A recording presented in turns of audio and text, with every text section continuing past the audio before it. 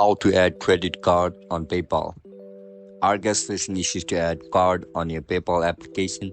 If that's so, then this video might help you out. Without further ado, let's get started. First of all, open PayPal on your mobile device. Once you open the PayPal app, now look at the right bottom of your screen where you can see the option for Home, Payments, and Wallet. Click on Wallet. After you click on Wallet, you can see the option for Add Credit Cards. You are looking to add credit card, right? Just simply click on it. After you click on it, tap on Debit and Credit Cards.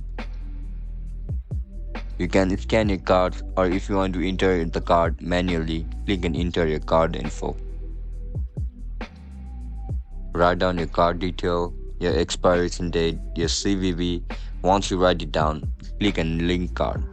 And that's it, guys. That's how you're going to link card on PayPal. If you guys found this video helpful, don't forget to like, share, and subscribe to our channel. If you guys have any issues regarding PayPal, make sure to comment down below so that I can help you out. I'll catch you up in the next one. Bye bye.